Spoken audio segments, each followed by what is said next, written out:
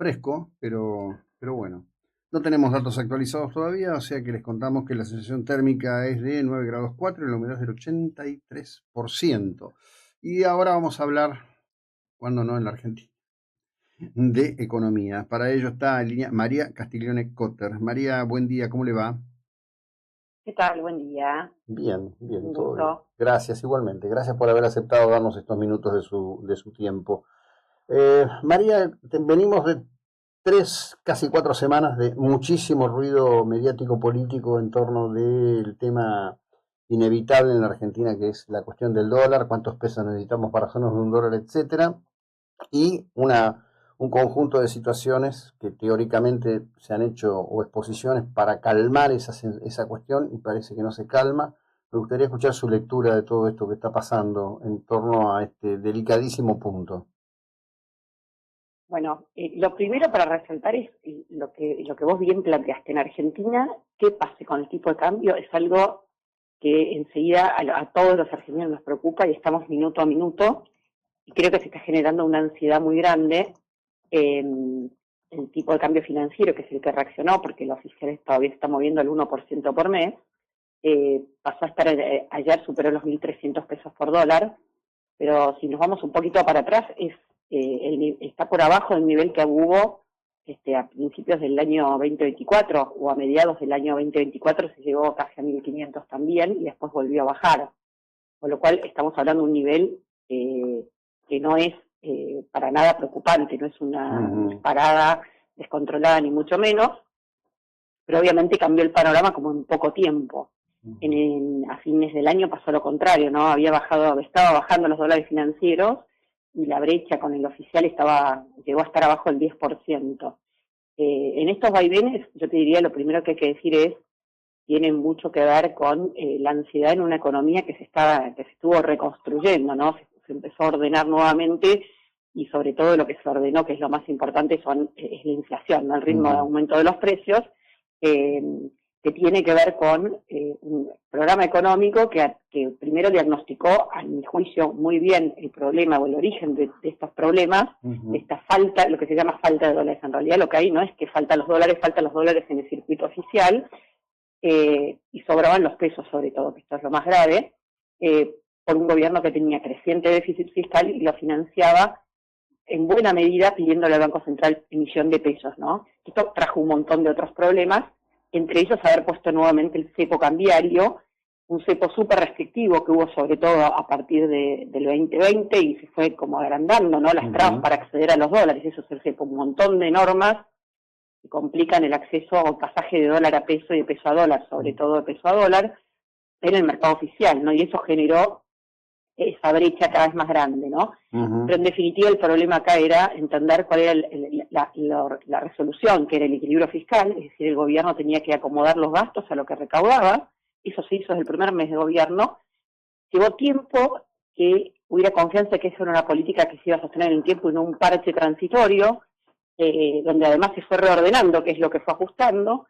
Esto se logró, pero la emisión pasada, digamos, los déficits pasados habían generado enormes consecuencias que se veían en el balance del Banco Central, esos pesos que iba reteniendo, que se llamaban las LELIC, el problema de las Ujú. LELIC, que todos habrán escuchado hablar y dicen, ¿qué tengo que ver yo con las LELIC? Ujú. Bueno, era la manera que tenía el Banco Central de retirar parte de los pesos que primero había emitido para financiar al Tesoro, porque gastaba lo que no tenía, en un estado gigantesco. Nación, provincias y municipios llegaron a ser más del 40% del PBI, o sea, casi la mitad de lo que los argentinos generamos de valor agregado se Ujú. traducía en gasto del gobierno, de los gobiernos, y lo peor de todo, la contrapartida de ese gasto no era educación de calidad, la mejor seguridad, salud Ujú. pública impecable, etcétera. Entonces eso también generó o entró en crisis, ¿no? Pero bueno, no me quiero alejar tanto del Sí. tema.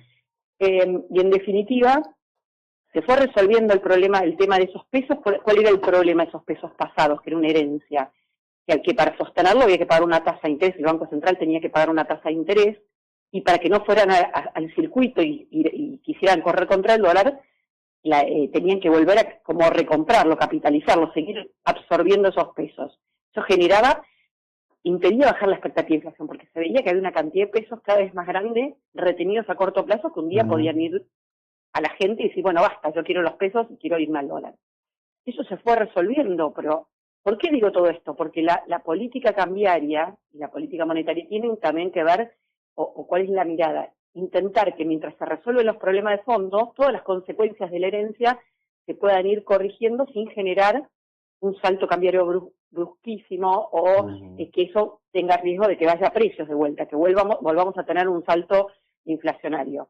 Pero sin atacar las causas, que es el equilibrio fiscal, todo lo otro son partes. O sea, yo creo que por eso remarco lo primero. Y lo otro es que el Banco Central, en un país que por años hizo eso, la gente está acostumbrada a mirar el tipo de cambio y a ahorrar en dólares, hasta para el corto plazo. Los argentinos ahorrábamos en dólares. O canjeábamos los pesos por algo, por bienes o servicios, rápidamente porque se desvalorizaban. No hacía falta ser economista para ver esto, ¿no? Entonces, ese Banco Central tiene pocas reservas. Y uno de los temas es cómo sostener cualquier esquema cambiario sin que genere mucha volatilidad con un Banco Central que había sido esquilmado. Bueno, todo eso se está discutiendo ahora en el acuerdo con el Fondo Monetario. ¿Por qué hay tanta ansiedad? Porque se anunció con mucha anticipación, porque tuvo que pasar por el Congreso, y entonces hay ansiedad de querer conocer el detalle de ese acuerdo, si eso va a generar o no un cambio en el esquema al tipo al que se mueve el dólar oficial, o sea, al ritmo del 1%, si va a seguir o no, o va a haber algo de movimiento en el oficial, no un salto, que se llama, cuando hablan de devaluar, hablan de un salto del nivel, pero sí que se pueda mover un poquito más o no. Bueno, eso obviamente genera ansiedad en un momento donde se esperaba que eso siguiera. Entonces, eso desató decisiones más del mercado financiero de empezar a, se llama cubrir posiciones, de ir al dólar, y bueno, eso generó esta movida que estuvimos viendo las últimas semanas de salto del dólar de financieros, menos liquidación de exportaciones, más compra o pagos de importaciones de corto plazo, y toda esa combinación ahora que todavía no estamos en la época donde la exportación de soja es más fuerte, y donde además el gobierno tuvo que pagar con ahorro propio vencimientos de bonos y de deuda, porque no fue al mercado a renovar el capital de lo que vencía, entonces eso generó que el Banco Central perdiera reservas. Y es como que hay una ansiedad muy grande y se mira todos los días qué pasa con las reservas, qué pasa con los tipos de cambio, y esto, lamentablemente, hasta que no sepamos, hasta que no se firme el acuerdo, van a haber especulaciones, va a haber, ansiedad, pero en definitiva, seguramente una vez que se conozca el acuerdo con el fondo, esto va a ordenarse. Bien. ¿Por qué digo esto? Porque en definitiva, lo más importante es si se están resolviendo los problemas que Argentina tiene más en lo inmediato, que obviamente son la base para poder crecer, que es lo que la Argentina necesita y no hace desde 2011 en forma, sostenida, solamente eran rebotes en el mismo nivel.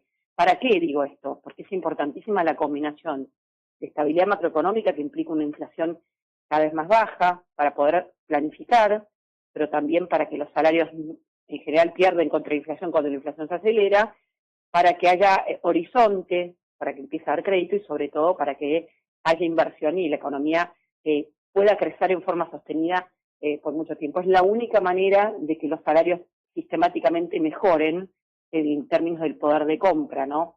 No hay, lamentablemente, soluciones mágicas.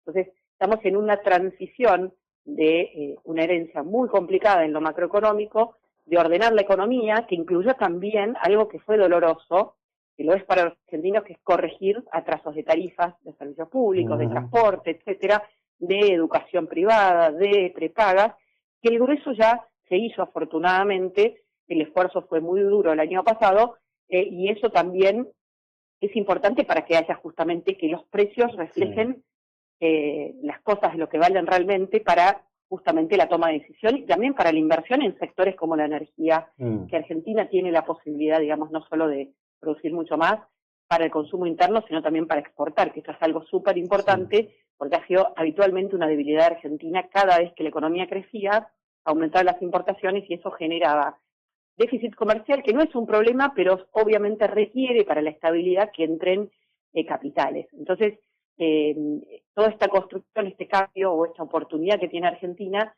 requiere la estabilidad macroeconómica, requiere un marco, requiere precios corregidos, lo que se llama precios relativos, para que pueda crecer. Pero bueno, yendo a tu pregunta, es esto, ¿no? Es la ansiedad que hay en este momento, donde hace poco se tomaba como un dato que el oficial iba a llegar al 1% mensual y hoy es un signo de pregunta, aún no se sabe cómo va a ser esto, en el marco de este acuerdo con el Fondo Monetario que se está negociando, que como te decía, tiene como objetivo también poder revertir parte de esa quita de reservas que se le hizo, sobre todo en el último gobierno de Cristina Kirchner y en la época de Alberto Fernández, que era un gobierno que tenía déficit, que ni siquiera podía pagar los gastos corrientes con los ingresos porque tenía déficit, que se llama primario, luego tenía que pagar los intereses y además renovar el capital. Se usaron en total casi 90.000 millones de dólares de reservas líquidas a lo largo de entre 2010 y 2015 y entre 2020 y 2023 sobre todo, para cancelar esa deuda, y se le colocaban lo que llamaban letras intransferibles, papelito de colores. Y después nos preguntamos por qué el Banco Central tiene pocas reservas, ¿no? Claro. Entonces, bueno, resolverlo comprando en el mercado, como había hecho el año pasado, es algo mucho más lento, lleva tiempo. Bueno, pero ayer me gustaría, sí, me gustaría introducir 2 o 3 cosas. No voy a dar nombres para no ponerte incómoda, porque son o colegas tuyos o colegas que han tenido roles políticos muy importantes. Pero en las últimas horas, justamente, personas que han pasado por la administración pública, que han tenido responsabilidades, han dicho, por ejemplo, van al Fondo Monetario porque no supieron acumular reservas. Y vos acabas de decir que, entre otras cosas, se viene pagando, yo repito mucho esto ante la audiencia, se viene pagando deuda neta, que es casi una novedad extraordinaria en la Argentina de los últimos 20 años por lo menos, pagar deuda neta, no solo intereses o rolear. Y por otro lado dicen, bueno, pero en realidad tienen que modificar el tipo de cambio porque está atrasado. Y después están los que dicen, bueno, si no está atrasado, que bajen los impuestos. Bajar impuestos significa tener los votos, y está claro que para bajar impuestos los votos en el Congreso hoy no están con esta composición. No, 2 comentarios que hiciste son muy atinados. Cuando se discute de la deuda en Argentina, en realidad lo que hay que mirar es el resultado fiscal. O sea, no hay deuda si no hay déficit. Entonces, todo lo otro es una alquimia contable o puede haber sido una quita por reestructuración, que eso no es bueno. Digamos, se festejó en Argentina en el 2005 que se había hecho una quita después del default de la deuda, que estuvimos por mucho tiempo en default, sin pagar a los bonistas, que los bonistas son gente que después por ahí invierte en Argentina o que nos prestó, jubilados italianos y japoneses, por ejemplo, ¿no? Que nos habían prestado porque Argentina gastaba más de lo que recaudaba durante mucho tiempo. Es la historia habitual, te diría, la norma en Argentina. Y cuando se festejó esa quita, en realidad lo que hicimos fue quitarle capital, o sea, hacerle una quita, reducirle al bonista lo que tenía, y eso obviamente es una mancha en nuestro currículum, ¿no? Entonces, esto es un punto para aclarar. La mayoría de los países vecinos nuestros no han hecho eso, y hoy están logrando administrar su deuda, y cuando tienen déficit, la mayoría hoy tiene déficit, pueden financiarlo porque pagan una tasa de interés muy baja porque no han hecho esas cosas que hicimos nosotros, que son pan para hoy y mucho hambre por el largo plazo, ¿no? Es como una mancha en nuestro currículum, como alumnos somos muy malos. Lo primero. Lo segundo, como vos bien decís, la deuda es toda la deuda, no importa si el acreedor es el Fondo Monetario, o es deuda que se le colocó al Banco Central, o es deuda que se le colocó al mercado interno. Muchas veces se dice, bueno, no, la deuda externa es la mala, entre comillas. Sí.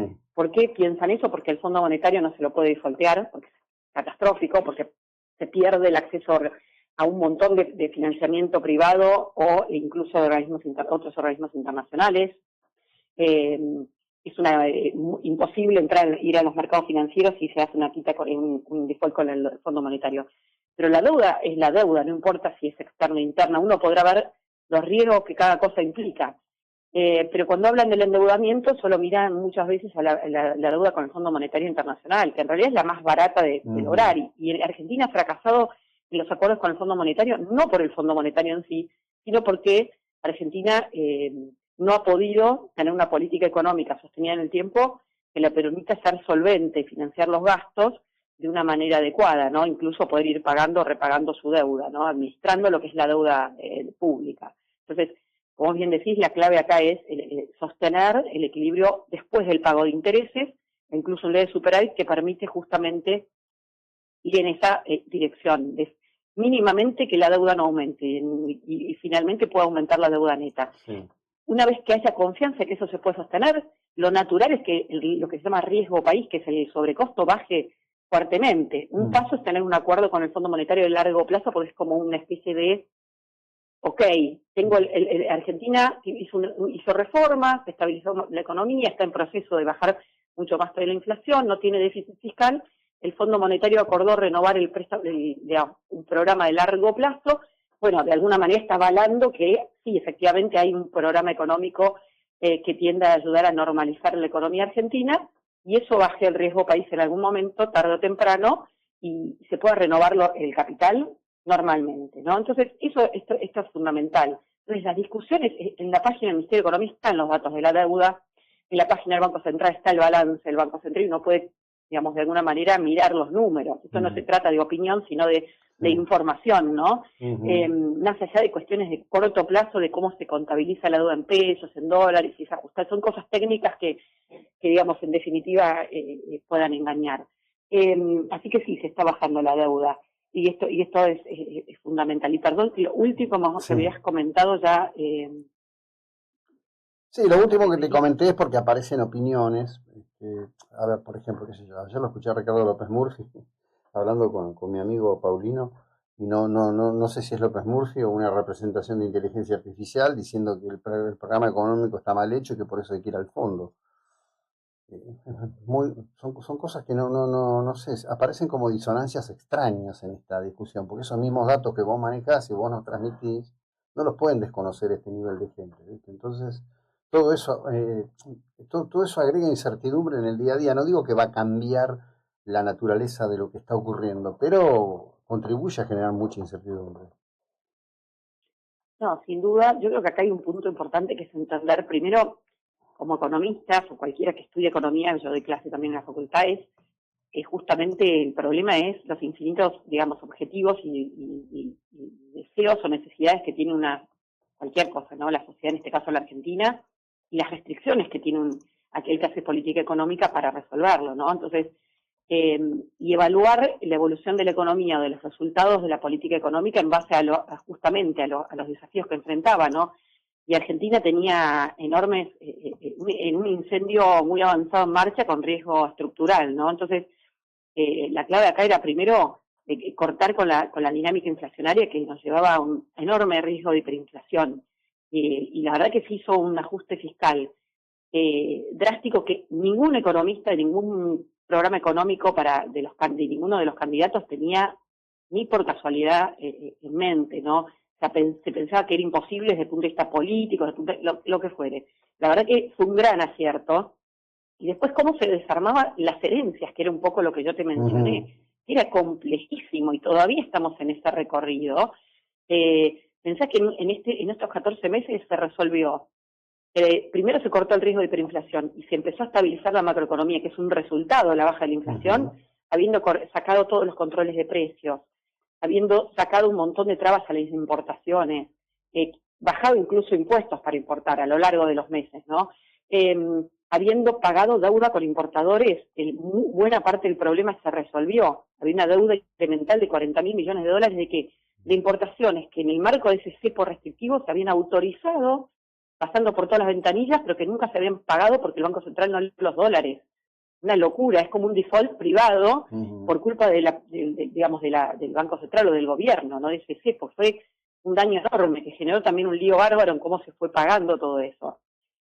Tarifas hiperatrasadas, como te decía antes, que generaron de vuelta la necesidad de importar gasoil, gas natural comprimido, carísimo para generar energía en Argentina, en vez de ser exportadores netos.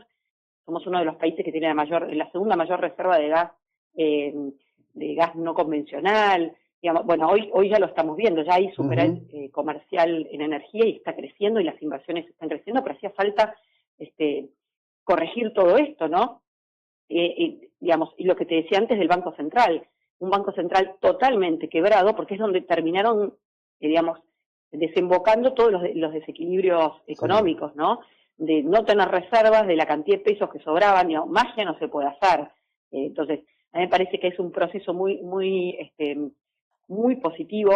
Te diría, los resultados fueron mucho mejores que lo que esperaba. Nosotros en CIT, en la consultora, cuando se anunció el programa económico, éramos, te diría, de los más optimistas.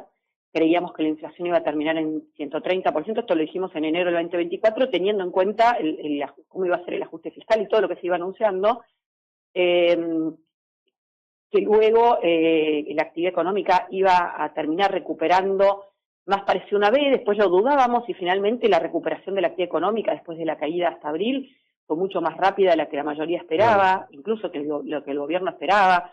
Pero obviamente eso no quiere decir que ya estemos bien, que no haya pobreza, que no hayan dificultades. Argentina estaba en una situación crítica. Entonces, cuando uno mira los resultados, la verdad que fue muy positivo. Y el tema del tipo de cambio es muy sensible porque justamente hemos destruido nuestra moneda. Entonces, por eso cada vez que se mueve el tipo de cambio, estamos todos en la pantalla en minuto a minuto. Sí, claro. Esto es, yo diría, estamos como sobre exagerando lo que está pasando en el corto plazo, y es más que nada por esa ansiedad que se tiene respecto a qué va a pasar. Y es siempre cualquier decisión que se tome tiene sus, digamos, sus riesgos y sus beneficios, Claro, ¿no? obvio. Entonces, por eso creo que lo que se está, digamos, poniendo en la balanza en este proceso, a donde todos creo que coincidimos, el gobierno es el primero, en que el final del recorrido es una economía sin cepo definitivamente, donde el tipo de cambio se pueda mover un poquito más, pero donde eso no genere saltos en los precios, porque justamente la política económica es tan sólida que eso genere la confianza. Es un proceso y un recorrido en donde lo normal es que si un gobierno tiene equilibrio financiero, el costo de renovar el capital tenga que ser muy bajo porque justamente no tiene riesgo de no pagar, ¿no? Lo que pasa es que de vuelta el currículum que tiene el gobierno argentino es nefasto porque somos los países que más hemos reestructurado deudas, hemos defolteado la deuda y cambiado las reglas de juego, que hemos tenido en las estadísticas que hay de 1960 hasta hoy consolidados. La norma en Argentina, y si nos vamos a más largo plazo, la norma ha sido siempre el déficit fiscal y después el pagadiós, con muchas veces emisión monetaria, ¿no? La década del 60, el 70, los 80 fueron de altísima inflación, de hiperinflación, y lo volvimos a tener cuando salimos de la convertibilidad. Nuestros vecinos tenían problemas similares, pero a partir de la década de los 90 en general, algunos en los 2000, principios de los 2000, entendieron cómo resolver la inflación, que no es más que otra cosa que esto que estamos hablando ahora, de no usar al Banco Central como la caja de los gobiernos, de tener una política económica y fiscal que sea sostenible para poder justamente administrar los años que hay déficit de una manera adecuada, etcétera, etcétera, y lo han conseguido. Entonces, lo han logrado justamente cierta estabilidad, bastante estabilidad macroeconómica, que obviamente es la condición necesaria para todo lo demás. No todos han tenido los mismos resultados en términos de crecimiento y baja de pobreza, pero Argentina, cuando uno mira los últimos 30 años, ha sido el que peor se comportó. Es el único país que desde el 2011 a hoy, por ejemplo, cayó su PBI por habitante, el valor agregado por habitante, y ni hablar de lo que se llama productividad, que es el PBI por persona que trabaja según la EPH del INDEC. Se destrozó, cayó 20%. Entonces, como hay algunos que son muy poco productivos o que de repente tienen planes y no trabajan, y se ha generado como un incentivo durante años a que eso ocurra, y es más, muchos en el interior no consiguen gente para trabajar, entonces esa baja productividad la paga toda la sociedad finalmente, con jubilaciones bajas, con salarios bajos, pero no hay otra. Si el PBI por habitante o por trabajador cae, no hay manera, aunque uno quiera, hasta que el gobierno lo decrete, no hay forma de que eso ocurra, porque no se puede pagar. Entonces la clave acá es recuperar el sendero de crecimiento económico y con precios lógicos para que mejore la productividad de un país que tenga crédito. Hemos destruido el crédito, no solo externo, por esto que hablábamos antes, sino también doméstico. Los bancos finalmente absorbían pesos y los colocaban en el Banco Central. El crédito del sector privado llegó al piso histórico, solo 3% del PIB, nada, ese sin crédito. Eso es algo como el ABC que Argentina tiene que volver a recuperar. Genial, te agradezco enormemente el tiempo y la ilustración que nos has dedicado, María. Buena jornada, muy amable. No, de nada, buen día. Bueno, vamos a seguir en un instante. Esta era María Castiglione de CIT Asesores Económicos.